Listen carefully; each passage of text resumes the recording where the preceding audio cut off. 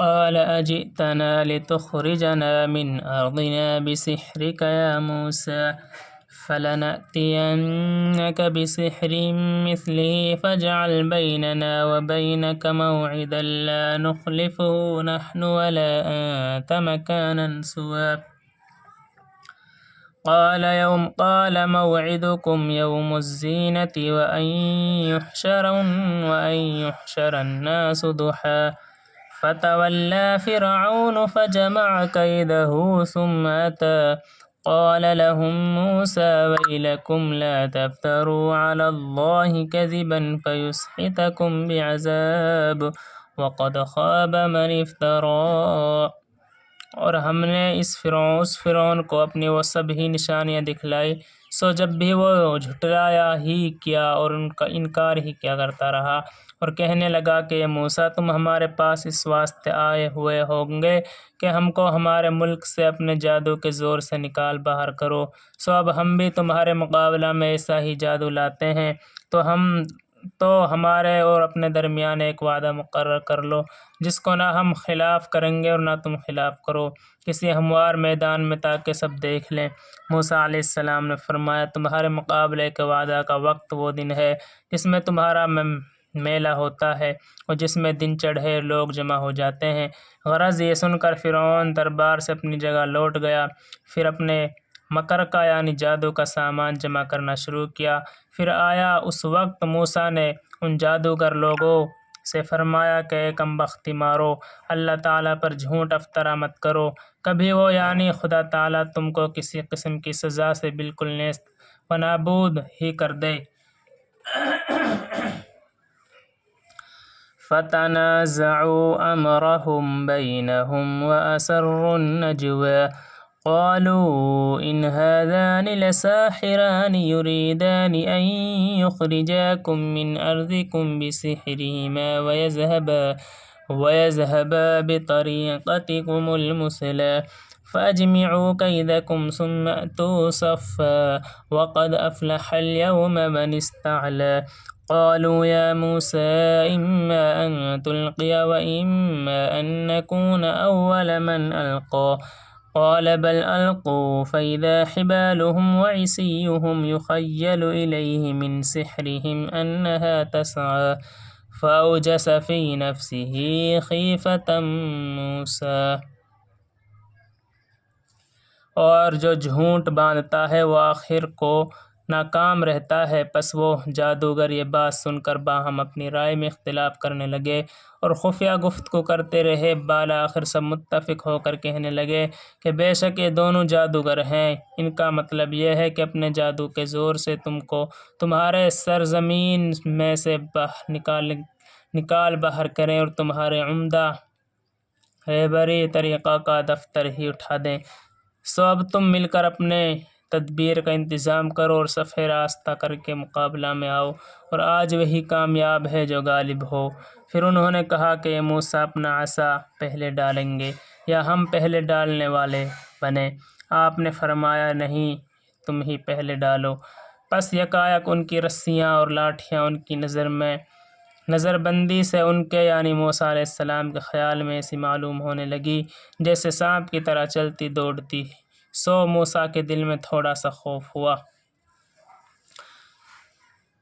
قلنا لا تخف إنك أنت الأعلى وألق ما في يمينك تلقف ما صنعوا إنما صنعوا كيد ساحر ولا يفلح الساحر حيث أتى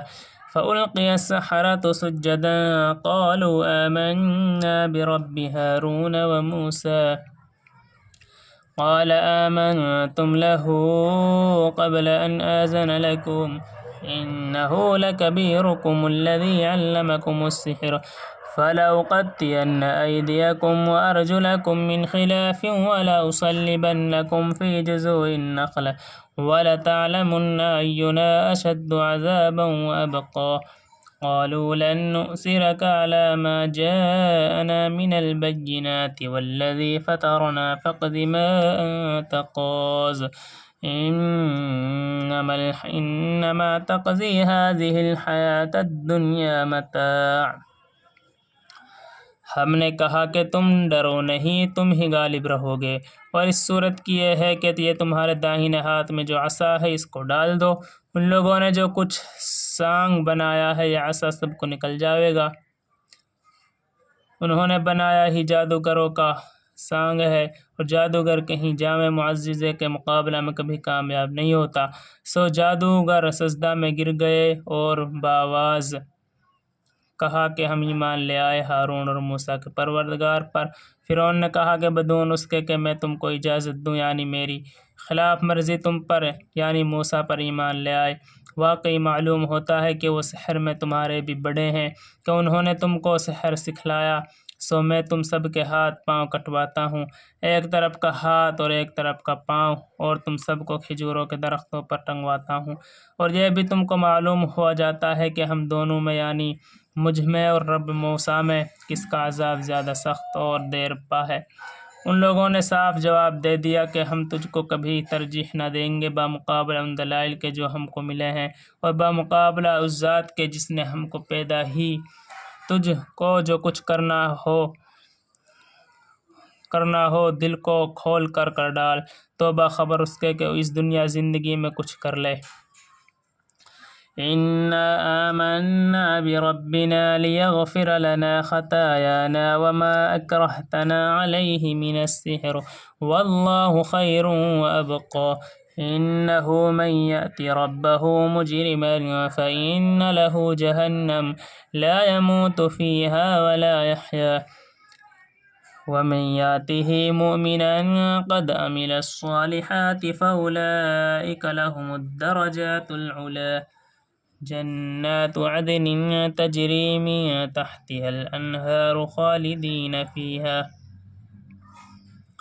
بس اب تو ہم اپنے پروردگار پر ایمان لا چکے تاکہ ہمارے پچھلے گناہ کفر وغیرہ معاف کر دیں، اور تو نے جادو کے مقابلہ میں ہم پر زور ڈالا اس کو بھی معاف کر دے، اور اللہ تعالیٰ تجھ سے بدرجہ اچھے ہیں اور زیادہ مقابلہ والے ہیں۔ جو شخص بغاوت کا مجرم ہو کر اپنے رب کے پاس حاضر ہوگا سو اس کے لیے دوزخ مقرر ہے، اس میں نہ مرے ہی گا اور نہ جیے ہی گا۔ جو شخص رب کے پاس مومن ہو کر حاضر ہوگا جس نے نیک کام بھی کیے ہوں، سو ایسے کے لیے بڑے اونچے درجے ہیں، یعنی ہمیشہ ہمیشہ رہنے کے باغات جن کے نیچے نہریں جاری ہوں گی، وہ ان میں ہمیشہ ہمیشہ کو رہیں گے۔ وَذَلِكَ جَزَاءُ مَن تَزَكَّى وَلَقَدْ أَوْحَيْنَا إِلَى مُوسَىٰ أَنْ أَسْرِ بِعِبَادِي فَاضْرِبْ لَهُمْ طَرِيقًا فِي الْبَحْرِ يَبَسًا لَا تَخَافُ دَرَكًا وَلَا تَخْشَىٰ فَأَتْبَعَهُمْ فِرْعَوْنُ بِجُنُودِهِ فَغَشِيَهُم مِّنَ الْيَمِّ مَا غَشِيَهُمْ وَأَضَلَّ فِرْعَوْنُ قَوْمَهُ وَمَا هَدَىٰ يَا بَنِي إِسْرَائِيلَ قَدْ أَنجَيْنَاكُم مِّنْ عَدُوِّكُمْ وَوَاعَدْنَاكُمْ جَانِبَ